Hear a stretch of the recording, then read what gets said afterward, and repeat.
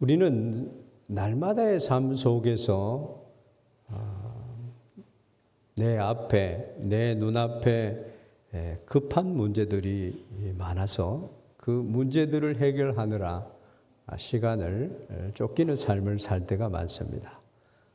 그렇지만 믿음의 사람들은 그런 상황 가운데서도 그 바쁜 상황에 끌려다니지 아니하면서 하나님의 온전하신 뜻을 이루는 사람들이다 하는 것입니다.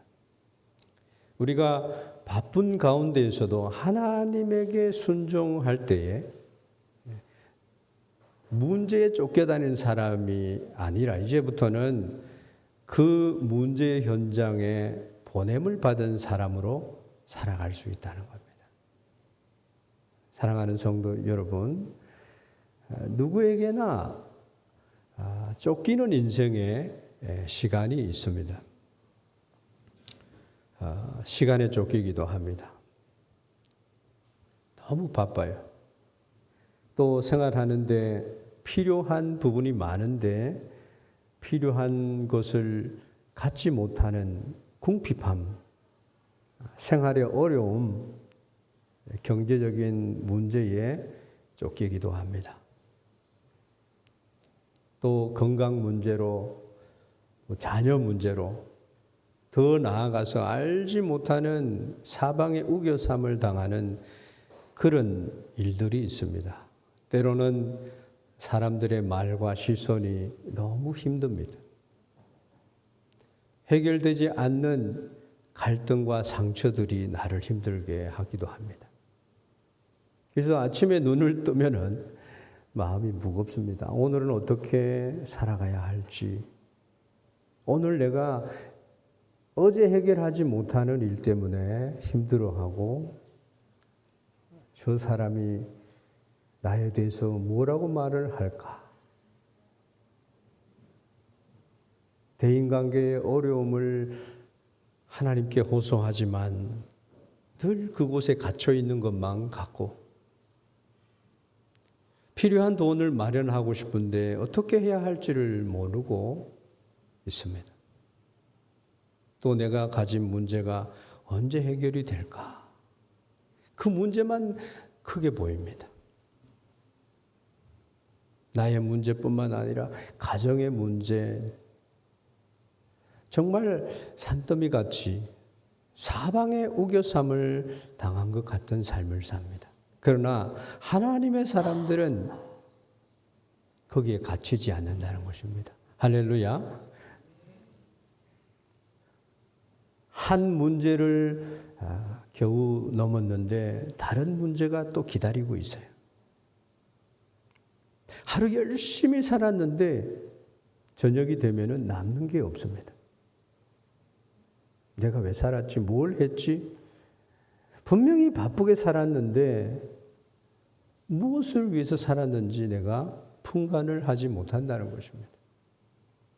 열심히 뛰고 앞으로 나아간 것 같은데 돌아보면은 제자리 걸음을 하고 있는 것 같습니다. 이것이 바로 쫓기는 삶을 살고 있다는 거예요. 목적이 없이 살아가는 하나님의 인도하심과 하나님의 계획과 비전 안에 살아가는 삶이 되지 못할 때 느껴지는 삶의 허무함이라고 하는 것입니다.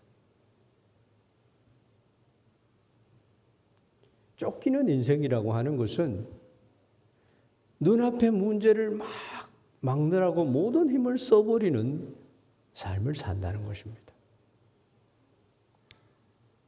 감정을 쓸 때도 말입니다. 화가 나고 억울한 감정에 쫓기다 보면요, 내 자신이 어디로 막 그냥 너무 힘들어지는 모습을 보게 됩니다. 화가 나서 억울한 감정에 쫓겨다니면 하지 말아야 할 말까지 해버립니다. 가장 가까운 사람에게도 막 상처를 주는 말을 해버리는 거예요. 그 결과가 무엇을 가져올지를 알면서도 당장에 솟아오르는 이 기도리, 분노를 잠재울 수가 없는 것입니다. 그래서 상처에 쫓기다 보면요, 사랑을 다 소실해 버립니다. 또 두려워하는 일들이 얼마나 많습니까? 불확실한 시대를 살고 있고 우리가 안전하다 하는데 갑자기 알지 못하는 전쟁이 터지고 국가가 위태해지고 나의 생활의 전반적인 것을 빼앗아가는 삶들을 사는 많은 세계의 사랑하는 이웃들이 겪는 고통을 우리가 보게 됩니다.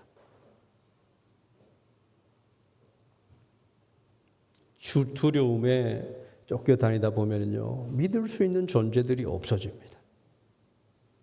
또 조급한 것에 쫓기다 보면요, 기다릴 수 없는 초조함에 살아가게 됩니다. 그런데 여러분, 하나님을 바라보는 거예요. 여호와를 앙망하는 삶을 사는 거예요. 하나님을 따라가야 합니다. 예수님을 따라가야 합니다. 오늘 성경은 놀라운 사실을 우리에게 보여줍니다. 믿음의 사람도 이렇게 피난을, 도망을 가는 삶을 살 때도 있구나. 그런데 믿음의 사람은 쫓겨다니면서도 하나님과 함께 다니고 있어요. 쫓겨다니면서도 무너지지 않는 삶을 살고 있어요. 오히려 쫓기면서 성숙해지고 쫓기면서 사명을 이루며 쫓기면서 승리를 하는 것을 보게 합니다. 이것이 바로 신앙의 역설입니다. 신앙인의 삶에는 거룩한 역설이 있어요. 사도 바울은 고린도후서 6장 8절 이하의 말씀에 믿음의 사람에 대해서 이렇게 설명을 하고 있습니다. 속이는 자 같은데 잘 되고, 속이는 자 같은데 참되고, 무명한 자 같은데 유명한 자요, 죽은 자 같으나 보라 우리가 살아있고, 징계를 받는 자 같으나 죽임을 당하지 아니하고, 근심하는 자 같으나 항상 기뻐하고, 가난한 자 같으나 많은 사람을 부요하게 하며, 아무것도 없는 자 같으나 모든 것을 가진 자로다. 우리가 그런 사람들이에요. 세상 사람들이 보기에는 이 말씀이 이해할 수 없는 말씀이에요. 근심하면서 어떻게 항상 기뻐할 수 있어요? 가난하면서 어떻게 많은 사람을 부유하게 할 수 있어요? 아무것도 없으면서 모든 것을 가질 수 있다. 죽은 자 같은데 어떻게 살아날 수 있는가? 하나님과 함께 있으면 이 모든 것이 믿음으로 다 이루어지는 줄 믿습니다. 하나님께 피하는 자, 하나님을 붙드는 자는요, 하나님이 그를 살리시고 축복하시고 부유하게 하시고 모든 이들을 부유하게 하는 통로가 되게 해 주신다는 것입니다. 이것이 신앙의 역설입니다. 믿음은 고난이 전혀 없는 삶이 아니고 그러한 삶을 의미하는 것이 결코 아니고, 믿음은 어려운 가운데에서도 하나님과의 연결이 끊어지지 않는 삶을 말합니다. 믿음의 주요 온전케 하시는 예수를 바라봅니다. 이게 히브리서의 중심 메시지예요. 성도에게 중요한 것은 내가 얼마나 편안한가가 아니라 내가 하나님과 연결되어 있는가가 중요합니다. 포도나무에 가지가 붙어 있어야 열매가 맺히죠. 형편이 어려워도 하나님과 연결되어 있으면 소망이 있고, 사람들이 날 몰라줘도 하나님과 연결되어 있으면 흔들리지가 않고 앞길이 보이지 않는 것 같아도 하나님의 말씀을 붙들고 있으면 길이 열리는 거예요. 웨이메이커, 하나님이 기적을 일으키시는 분이시다는 거예요. 약속을 지키시는 분이라는 거예요. 우리의 지혜가 아무리 부족해도 하나님과 연결되어 있으면 되는 거예요. 능력이 약해도 하나님과 연결되어 있으면 능력이 주님과 동행하는 것입니다. 그 능력이 나의 능력이 되는 것입니다. 내게 가진 것이 없어요? 많지 않아요? 하나님과 함께하면 하나님이 모든 것이 내 것이라고 오늘 시편 26편의 말씀에서 말씀하고 있지 않습니까? 한 가지 한치의 여유도 없는 숨가쁜 삶을 살고 있다 할지라도 하나님과 연결이 끊이지 않는다면 우리는 성숙한 축복의 삶을 살 수 있습니다. 오늘 바로 다윗이 그런 사람이 되었다는 겁니다. 오늘 이 본문 말씀을 통해서 우리는 다윗은 어떤 사람으로 이러한 어려운 현실을 극복하고 있는지를 볼 수 있기를 바랍니다. 첫 번째 우리가 생각해 보는 것은 쫓길수록 그 급한 상황보다가 하나님의 말씀을 붙들어야 한다는 것입니다. 다윗은 도망자였습니다. 사울 왕은 다윗을 죽이려고 군대를 이끌고 추격하고 있습니다. 한 곳에 머물러 있을 수가 없어요. 오늘은 이 굴에 숨었다가 내일은 다른 광야로 이동을 해야 합니다.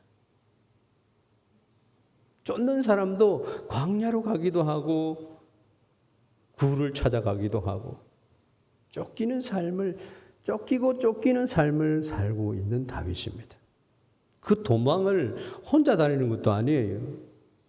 사무엘상 요 22장에 보면은 환난을 당한 사람들, 빚진 사람들, 마음이 원통한 사람들이 다윗에게 400명이 모여들었어요. 그리고 600명이 되었습니다. 다윗은 자기 혼자의 생명으로 지키면 되는 것이 아니라 자기를 따라온 수백 명의 사람들과 그들의 가족까지 책임져야 했습니다. 그런데 오늘 본 말씀에 보면 한 소식이 들려옵니다. 블레셋 사람들은 이스라엘 백성들을 곡식을 수확을 할 때가 되면 다 빼앗아가는 거예요. 블레셋 사람들이 그 일날을 공격해서 타작마당의 곡식을 빼앗고 있다는 소식이었습니다. 그 일날은요, 유다 땅에서 그리 멀지 않는 곳에 있습니다. 이 타작마당을 빼앗겼다는 것은 그냥 곡식 몇 포대를 빼앗기는 것이 아니라 그들의 삶을 다 빼앗긴 것과 같은 것입니다. 양식이 빼앗겨서 굶주리게 된다는 것이. 이 소식을 접한 다윗은 지금 다윗의 처지에서 생각하면은 나와 무슨 상관이 있을까? 그 일 나와는 상관이 없어. 나에게는 이스라엘의 위대한 장군도 없어요. 다 그냥 환난당한 자, 빚진 자, 그리고 마음이 원통한 사람들로 막 그 가운데 나중에 요압 장군도 나오고 막 위대한 사람들이 많이 나옵니다만은 사울 왕은 자기 백성을 지키지 않고 나를 잡으러 다니는데 왜 내가 자기 사울의 백성들을 구해야 하는가? 여러분, 내 코가 석자인데 남을 도울 여유가 어디 있겠는가 생각할 수 있습니다. 인간적으로 너무나 당연한 반응이. 그런데 다윗은 그렇게 반응하지 않았습니다. 오늘 2절 말씀에 보면 이에 다윗이 여호와께 묻자와 이르되 라고 말합니다. 내가 가서 이 블레셋 사람들을 치리까? 다윗은 자기의 형편을 바라보지 않았습니다. 그는 먼저 하나님께 물었습니다. 하나님, 제가 가야 합니까? 지난주에 설교에도 다윗의 이야기를 하면서 다윗이 하나님과 늘 대화하고 있다는 것을 얘기를 했습니다. 여러분 신앙생활은요. 하나님과 묻고 답을 얻어서 행복하게 살아가는 삶인 줄 믿습니다. 네? 하나님의 일을 하면서도 하나님께 묻지 않고 일을 할 수가 없지 않아요. 하나님은 이렇게 말씀하는데 우리는 항상 하나님을 거부하고 내 힘과 내 생각대로 하려고 내 고집을 부리고 있지 않느냐는 거예요. 다윗의 위대함은 언제나 정답을 알고 있었다는 데 있지 않아요. 그는 항상 하나님께 물으면서 삶을 영위했다는 겁니다. 이게 믿음의 삶. 하나님은요, 내 이름으로 구하는 내 백성에게 모든 것을 응답하시는 분인 줄 믿습니다. 하나님은 신실하시고 하나님은 나를 사랑하시는 분이고 아버지예요. 아버지예요. 믿음의 사람은 모든 것을 아는 사람이 믿음의 사람이 아니라 믿음의 사람은 하나님께 묻는 사람인 줄 믿습니다. 주님, 제가 어떻게 해야 합니까? 주님, 제가 무엇을 해야 합니까? 청년들에게 말씀합니다. 주님, 제가 무엇을 해야 합니까? 이 물음부터 답을 받고 청년의 삶을 위대하게 살아가기를 바랍니다. 주님, 제가 지금 싸워야 합니까? 기다려야 합니까? 주님, 떠나야 합니까? 남아야 합니까? 주님, 이 문제 속에서 제가 해야 할 일이 무엇입니까?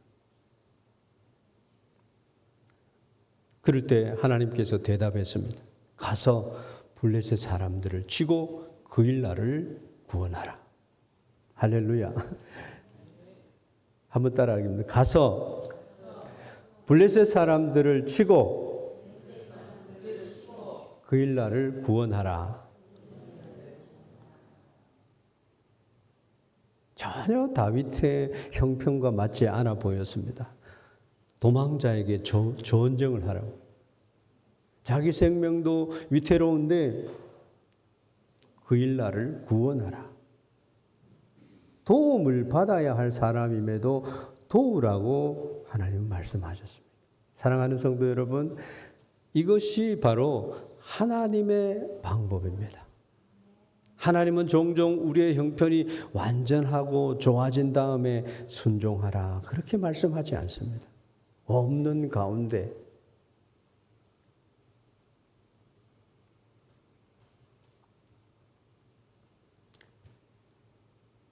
그것이 하나님의 방법입니다. 돈이 넉넉하면은 그렇게 되면 내 이웃을 도우라. 그렇게 말씀하지 않습니다. 없는 가운데 주라. 내가 흔들어 누르고 넘치도록 채워주겠다. 마음이 편안해지면은 사랑하고 그렇게 하라고 하지 않습니다. 모든 문제가 해결되면 봉사하라 그렇게 말씀하지 않습니다. 예수님 올 때까지도 그렇게 못하는 사람이 돼버립니다. 상처가 다 나으면 용서하라 아닙니다. 오히려 가장 힘든 순간에 있는 다윗에게 말씀하셨던 것처럼 하나님께서는 그렇게 지금 사랑해라, 지금 용서해라, 지금 기도하고, 지금 손을 내밀고, 지금 그 일날을 구하라는 거예요. 왜 그렇습니까? 하나님이 우리를 괴롭히기 위해서 그럽니까? 그것은요, 급한 문제에 쫓겨 다니다가 보면은 인생을 모두 허비해 버리기 때문에 거기에서 우리를 불러내시는 것인 줄 믿습니다. 눈앞에 문제를 쫓아가면은 우리는 평생 쫓기는 사람으로 살아가게 됩니다. 그러나 목표를 정하고 아무리 바빠도 주님이 말씀하는 것을 주님 내게 말씀하시면 내가 순종하겠습니다. 오늘 여러분 찬양 시간을 귀하게 생각하십시오. 찬양할 수 있는 귀한 시간을 주셨음에도 불구하고 그 15분 일찍 교회에 오는 것을 못 하셔가지고 그 좋은 찬양의 은혜를 누리지 못하는 사람이 되면 안 됩니다. 하나님의 말씀을 따라가면은 쫓겨다니는 현실 속에서 사명의 길을 가게 된다는 거예요. 급한 일보다 중요한 것은요, 하나님의 지시를 따르는 거예요. 눈에 보이는 것보다가 먼저 하나님의 뜻을 구해야 합니다. 감정이 명령하는 대로 그렇게 말하지 않고 말씀이 명령하는 대로 말을 해보십시오. 내 형편이 끌고 가는 대로 살아가지 않아야 합니다. 하나님의 부르심을 따라가야 합니다. 그렇게 되면 여러분의 인생은 창대하게 될 줄로 믿습니다. 두 번째로는 그러면 순종하기 위해서는 어떻게 해야 하는가 하는 것입니다. 급한 상황에서 하나님의 말씀을 따르기 위해서 순종하기 위해서는 어떻게 해야 하는가? 두 번째로는 장애물을 제거해야 합니다. 그러면 어떤 장애물이 있는가 하는 것입니다. 그 일 나를 구원하라고 말씀하셨는데 그것을 순종하는 게 간단합니까? 오늘 본문 말씀에 보면 그 내용들이 나오고 있습니다. 순종하기 위해서는 3가지의 장애물을 적어도 넘어가야 합니다. 말씀을 듣는 순간에 곧바로 순종하게 되는 것이 아닙니다. 순종을 가로막는 장애물이 많습니다. 첫 번째 장애물은요, 자신에 대한 편견입니다. 여러분, 내 자신, 내가 생각하는 것은 다 옳다고 생각하고 살아가는 경우들이 있습니다. 자기 합리화를 시키고, 다윗은 자기 자신을 바라보면서 얼마든지 자기의 생각하는 것을 변명할 수 있었습니다. 나는 지금 도망자에 불과하고 나에게는 정규군도 없고 나를 따르는 사람들은 훈련된 군인들이 아니고 환난당하고 빚지고 원통한 사람들. 내가 어떻게 이 성읍을 그 일날을 구원할 수 있겠는가? 자기를 바라보면요, 못하는 거예요. 내처럼 부족한 사람이 어떻게 하나님의 일을 하고 내가 배운 것이 없는데 어떻게 내가 이 일을 감당할 수 있겠는가? 내 믿음이 약한데 어떻게 다른 사람을 도울 수 있고 내 가정도 해결되지 못했는데 누구를 위로할 수 있고 내 상처도 아물지 않았는데 상처 입은 자를 어떻게 치유할 수 있는가? 어떻게 감싸줄 수 있는가? 아니 생각도 하지 못하는 그런 자신을 생각할 수 있습니다. 나이가 너무 많다. 나는 아직 너무 어리다. 나는 말주변도 없고 가진 것도 없고 이런 것이요. 자기 편견이에요. 자기 편견. 하나님은 우리를 그렇게 생각하지 않고 하시게 하려고 하는 하나님은 나를 그렇게 판단해서 나를 하라고 하는 게 아니라는 거예요. 모든 시선을 주님께 드리고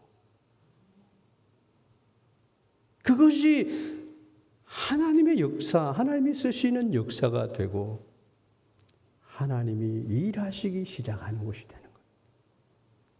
얼마나 위대한 비밀이 성경 가운데 숨겨져 있는지 모릅니다. 우리는 다른 사람이 우리를 막는다고 생각하는데요.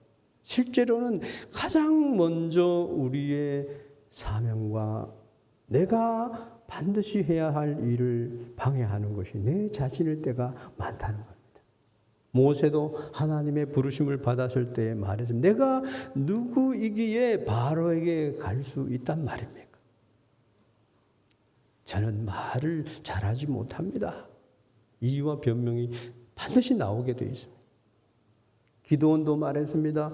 우리 집은 므낫세 중에 가장 약하고 나는 내 아버지 집에서 가장 작은 자입니다.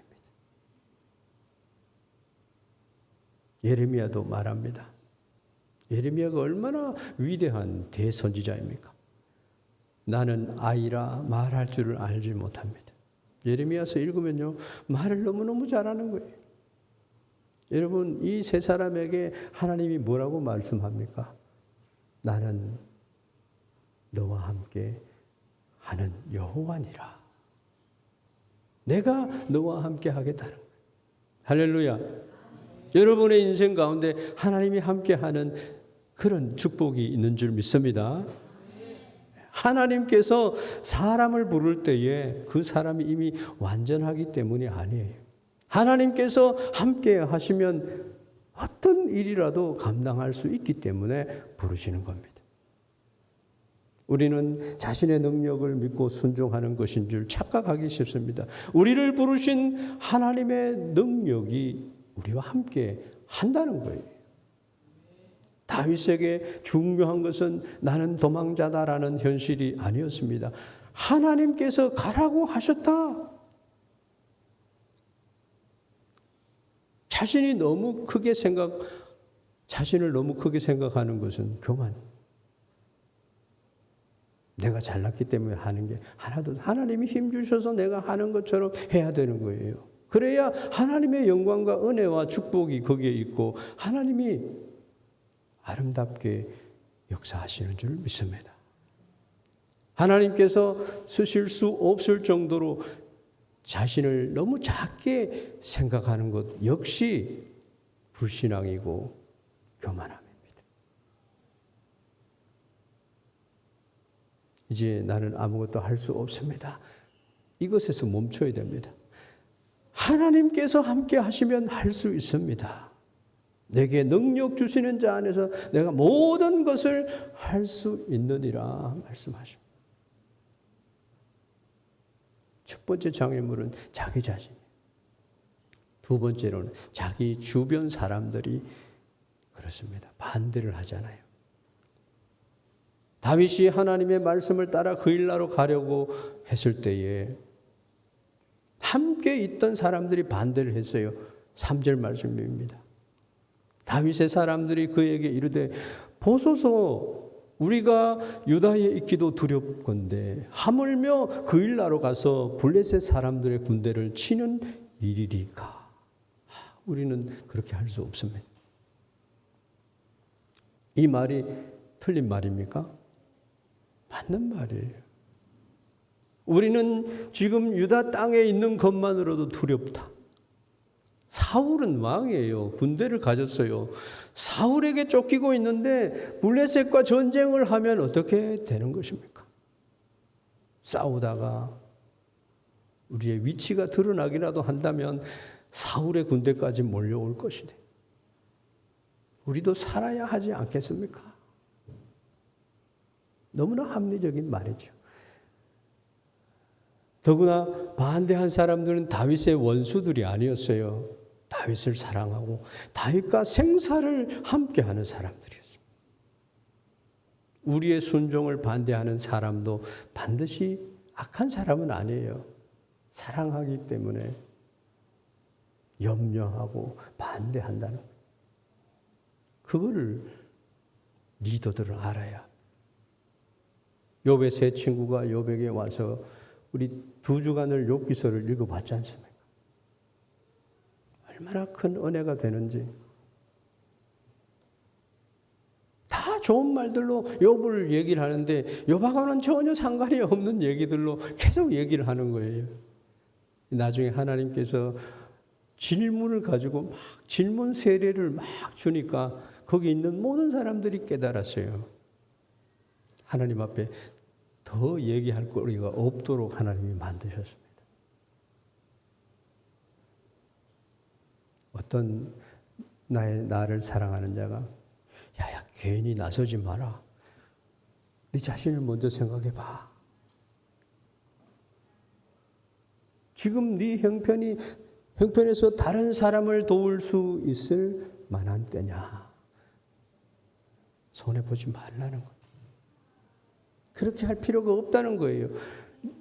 용서해주면 또 상처를 받을 거야. 현실을 생각하라고 막 얘기를 합니다. 지혜로운 조언일 수 있어요. 우리는 무조건 사람의 말을 무시하면 안 되죠. 그런데 중요한 게 오늘 본문 말씀에 나옵니다. 다윗은 하나님께 다시 묻습니다. 많은 사람들의 조언을 듣지만요, 항상 결론과 답은 하나님께 가지고 나가는 거예요. 하나님의 뜻을 분별해야 하는, 하나님께서 분명히 말씀하셨는데도 사람들의 반대가 있다라고 한다면 그것 때문에 내가 두려워서 순종하지 못해서는 안 되는 것이라는 거예요. 다윗은 사람들의 반대를 듣고 어떻게 해결했는가? 독단적으로 막 밀어붙여가지고 가자, 괜찮아 이렇게 했는 게 아니에요. 다시 하나님께 묻습니다. 4절 말씀입니다. 다윗이 여호와께 다시 묻자온데 여호와께서 대답하여 이르시되 일어나 그 일나로 내려가라. 내가 블레셋 사람들을 네 손에 넘기리라 하신지라. 다윗은 울맷돌 가지고요, 블레셋의 골리앗을 쳐서 이겼습니다.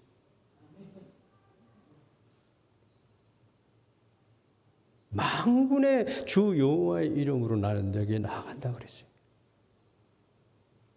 다윗은 사람들의 말이 아니라 하나님의 말씀을 다시 확인했습니다. 이것이 얼마나 중요한지 몰라요.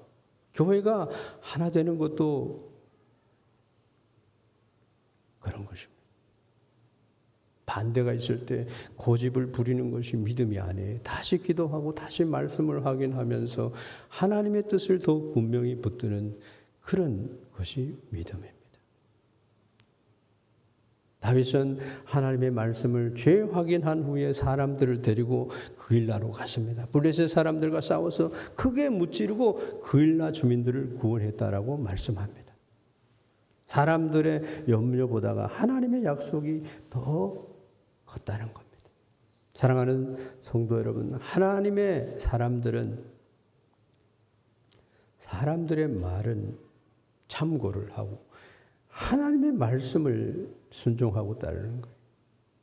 이 세대를 본받지 말고 오직 마음을 새롭게 함으로 변화를 받아 하나님의 기뻐하시고 온전하신 뜻이 무엇인지 분별하도록 하라. 최종적인 기준이 다시 한번 말씀드리면 하나님의 말씀이에요. 여기 있는 선지자들, 거짓 선지자들이 많이 있잖아요. 근데 한 사람의 선지자가 참 선지자라.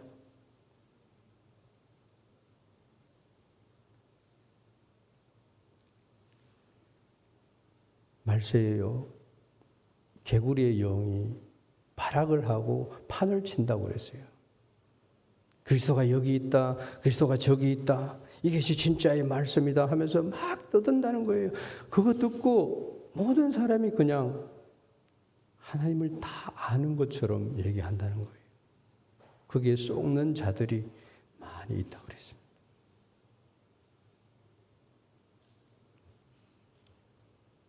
저도 성도님들이 유튜브를 듣는 것을 봅니다. 생전에 들어보지 못한 말씀, 검증되지도 않는 말씀들.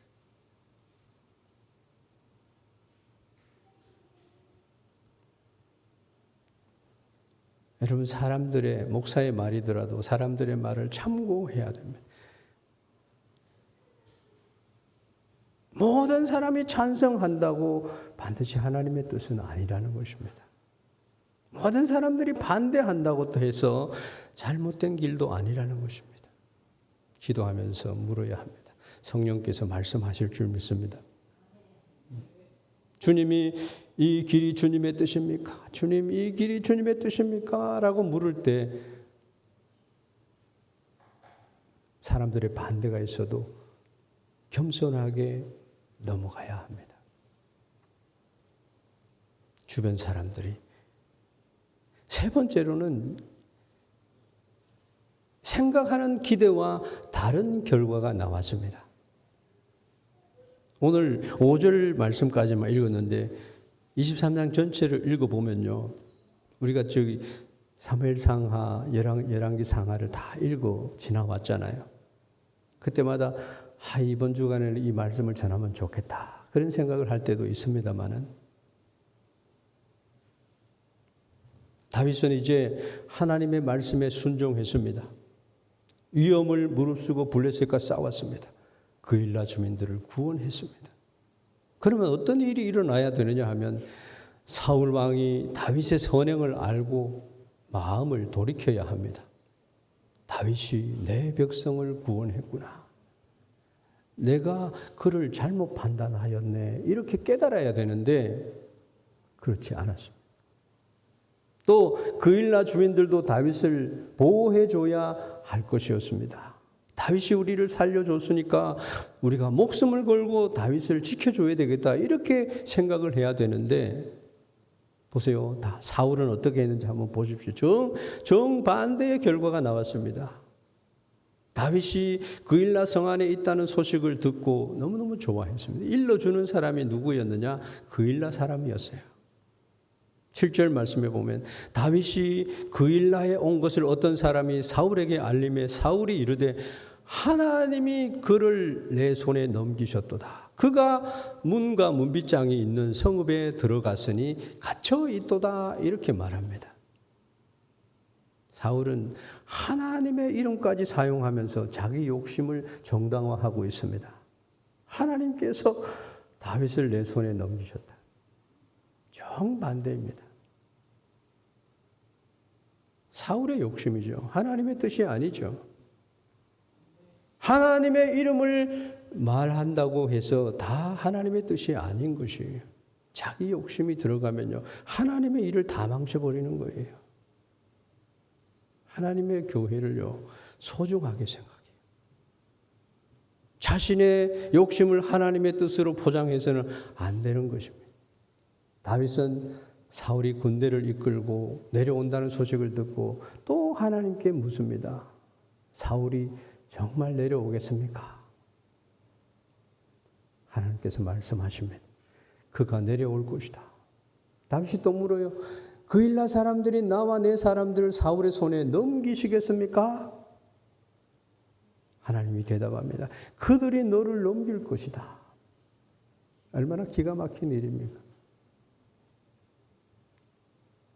하나님이 적어도 그렇게 하라고 그랬으면 하나님이 다 보장을 해서 그런 걸 다 막아줘야 되는데 하나도 기대치만큼 되지 않고 있음을 봅니다. 다윗은 목숨을 걸고 그일라를 구원했습니다. 그런데 그일라 주민들은 자기들의 안전을 위해서 다윗을 사울에게 넘기려고 했습니다. 순종했는데 좋은 결과가 나타나지 않았습니다. 사랑했는데 사랑으로 돌아오지 않았습니다. 도와줬는데 감사가 돌아오지 않습니다. 그렇게 목숨을 걸고 싸워서 헌신했는데 인정을 받지 못합니다. 이럴 때가 신앙의 시험을 받는 때예요. 하나님을 바라보고 있는 사람인가? 결과치만 바라보고 있는 사람인가? 많은 사람이 순종한 후에 마음으로 결과를 계산합니다. 내가 이렇게 헌신했으니 하나님께서 좋은 일을 주시겠지. 내가 먼저 사과했으니까 저 사람도 사과하겠지. 내가 용서했으니까 서로 관계가 회복되겠지. 내가 헌금하고 헌신했으니까 경제적인 형편도 좋고 인정을 받겠지. 내가 기도했으니까 병이 곧 나을 것이야. 여러분, 대답이 틀릴 때가 많습니다. 하나님의 결과는 다를 수가 있어요. 물론 하나님께서 대체적으로 거기에 부응하는 축복을 주십니다. 그런데 테스트할 때는 아니에요. 그런데 더 큰 보상을 하나님이 준비하고 있음을 믿으시기 바랍니다. 하나님은 우리가 기대한 모양과 시간대로 결과를 나타내 주지 않습니다. 그럴 때 우리는 말합니다. 하나님, 제가 왜 순종했는데 왜 달라진 것이 없습니까? 제가 기도했는데 왜 문제가 더 어려워졌습니까? 더 사랑했는데 왜 상처가 더 많아집니까? 하나님 왜입니까? 나는 이제 아무것도 안 할래요. 하나님이 하십시오. 이렇게 되는 겁니다. 그런데 참된 순종은 결과까지 하나님께 맡기는 것이요. 나는 하나님을 잘 몰라요. 하나님이 가라 해서 왔는데 가보니까 하나님 나 여기 왜 보냈어요? 이렇게 되는 거예요. 그런데 하나님은 그 자리에 가만히 있어서 내가 하는 일을 바라는 거예요. 순종은 하나님과 거래하는 것이 아니기 때문입니다. 제가 이것을 할 테니까 하나님께서 저것을 해 주십시오. 이것이 순종이 아니라 이것은 거래라는 것입니다. 하나님과 감히 거래를 할 수 있습니까? 욥기서가 말하는 게 그거예요. 순종은 이렇게 고백하는 겁니다. 주님, 결과가 제가 원하는 대로 되지 않아도 주님이 말씀하셨으니까 순종하겠습니다. 사람들이 알아주지 않아도 하나님께서 아시면은 나는 충분합니다. 당장 변화가 보이지 않아도 하나님께서 일하고 계심을 나는 보았습니다. 이것으로 끝나는 겁니다. 다윗이 그일라 주민들을 향해서 원망하지 않았어요. 은혜를 원수로 갚는 사람들, 이 나쁜 사람들 블레셋에게 다시 당해봐라. 그렇게 저주하지 않았어요. 13절 말씀 보면 그의 사람 약 600명이 일어나 그일라를 떠나갈 수 있는 곳으로 갔다라고 얘기를 하고 있습니다. 그리고 하나님께서 사울이 절대 범접하지 못하도록 다른 일을 일으켜버려요. 하나님께서. 하나님을 의지하고 하나님을 바라봐야 결과가 아름답습니다. 다윗은 다시 도망자가 되고 형편은 전혀 좋아진 것이 없었습니다. 그런데 정말 아무것도 없었을까요? 아니에요. 다윗의 외적인 상황은 여전히 쫓기는 상황이었지만은 다윗의 내면과 다윗의 상황을 완전히 역전시키는 축복이 거기에 들어 있었습니다. 그는 자기 생명만 지키는 도망자로 있었는데 하나님께서는 백성을 구원하는 지도자의 역량을 온 백성들에게 보여주는 결과를 만들었습니다. 그일라 사람들은 다윗을 버렸지만 하나님은 다윗을 버리지 않았습니다. 14절에 보면 다윗이 광야의 요새에도 있었고 광야를 갖다가 하나님의 요새라 그래요. 또 십광야 산골에도 머물렀으므로 사울이 매일 찾는데 하나님이 그를 그의 손에 붙이지 아니하셨더라. 넘기지 아니하시니라. 할렐루야. 하나님을 의지하는 자에게는요, 미리 피할 길을 내주십니다. 믿으십니까? 하나님 가장 어려운 상황 속에서요, 많은 사람들이, 주변 사람들이 얘기하고 내 자신이 생각해도 아니고 결과를 봐도 아닌데 계속적으로 하나님을 붙들고 있으면요, 하나님이 아름답게 계획하심이 보입니다. 사울은 매일 다윗을 찾고 그랬지만 하나님은 넘기지 않았어요. 사람들은 배신할 수 있지만 하나님은 버리지 않으셨습니다. 사람은 잊을 수 있었지만 하나님은 그의 기업이 되어주셨습니다. 여러분, 사람 의지하면요, 실망하는 것 뿐이에요. 사람들은 우리의 헌신을 몰라줘요. 자기 것은 인정받기를 원하는데 남은 인정하지 않으려고 해요. 근데 하나님은 눈물로 드린 순종을 받아주십니다. 마지막으로 이 하나의 결과는 간단하게 한 글자로 얘기할 수는 없는데 세 번째로는요, 순종하는 순간에 쫓기는 사람이 아니라 부름받은 사람이 되었다는 겁니다. 오늘 말씀의 핵심은 어려워도 좋은 일을 하라는 것이 아니에요. 더 깊은 진리가 있어요. 그 진리가 하나님의 말씀에 순종하는 순간 나의 존재가 달라진다는 거예요. 좀 전에도 말씀드렸지만은 다윗은 사울에게 그냥 쫓기는 도망자로 있었지만은 순종하는 그 일나로 갔던 그 순간 더 이상 자기 목숨을 지키기 위해 도망하는 사람이 아니었다는 겁니다. 하나님의 백성을 구원하기 위해 부름받은 사람으로 거듭났다는 거예요. 상황은 똑같았어요. 계속해서 쫓겨다녀요. 다윗을 죽이려고 여전히 사울은 광야를 따라다닙니다. 잠잘고 또 안정적이지 못했어요. 그런데 다윗의 존재는 달랐습니다. 사명자가 되었다는 겁니다. 오늘 우리에게 주시는 말씀이 그것입니다. 우리를 갈등하게 하는 나의 삶 속에 하나님의 말씀이 임하고 그 말씀을 순종하는 순간에 갈등에 쫓겨다니는 사람이 아니라 갈등의 현장에서 나는 화해자가 됩니다. 가난 속에서 하나님의 말씀을 순종하면은 가난에 짓눌린 삶으로 사는 게 아니라 축복의 사람이 되고 위로의 사람이 되고 섬김으로 부름을 받은 사람으로 거듭나는 줄 믿습니다. 가정의 어려움도요, 기도하기 시작하면요, 그 가정의 어려운 문제의 피해자로 남는 것이 아니라 가정을 살리는 기도의 사람으로 부름받은 그런 위대한 존재가 되는 것입니다. 교회에서도요, 어려움이 찾아왔을 때에 불평하지 아니하고 기도하면 하나님이 답을 주십니다. 위로가 임하고 하나님이 판단하십니다. 주님 나라에 가면 너 왜 그래서 다 알게 됩니다. 아픈 가운데서도요, 다른 사람 환자들을 위로합니다. 상처받은 치유자가 됩니다. 고난당하는 자를 위로하고 병든 자를 위로하라고 보낸 부름의 사람이 거듭난 사람이 되는 거예요. 고린도후서 1장 4절에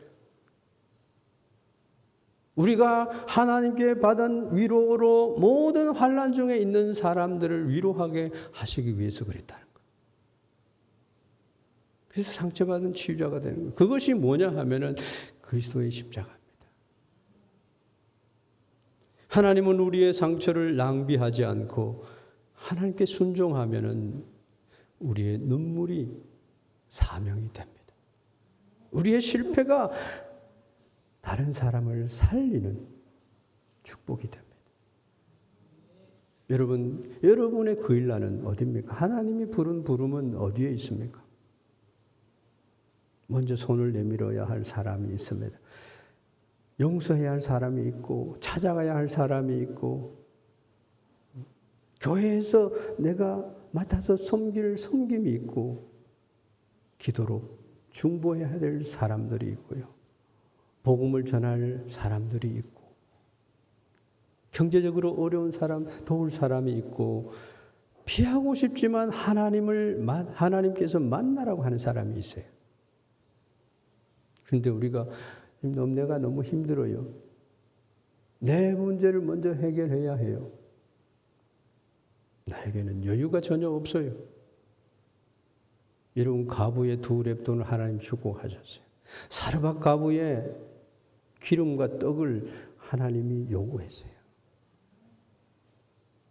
그런 것입니다. 하나님이 부르는 부름은 그런 거예요. 환난 중에 있는 다윗을 환난을 당한 자를 돕도록 했다는 것입니다. 자기 목숨을 지키는 일이 얼마나 힘들어요. 그런데 하나님께서는 일어나 그 일나로 내려가라 그랬어요.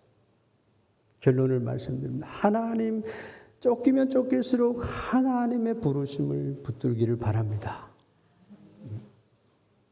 주변에 반대가 있으면 다시 하나님께 물으시기를 바랍니다. 주님의 뜻이 여기 있으면 행하리이다. 결과가 기대가 다르게 나타날 때 낙심하지 말고 사람들을 의지하지 말고 순종은 위대한 것입니다. 아무나 순종할 수 있는 게 아니에요. 여러분 쫓기는 현실에 끌려다니지 마시기를 바랍니다. 말씀에 순종하는 순간에 더 이상 두려움에 쫓기는 사람이 아니라 두려움을 이기도록 하고 두려움에 잡힌 자를 놓아주게 하는 능력이 임하는 줄 믿습니다. 하나님이 함께하는 여러분의 인생이 되기를 주의 이름으로 축원합니다. 아멘. 기도하겠습니다.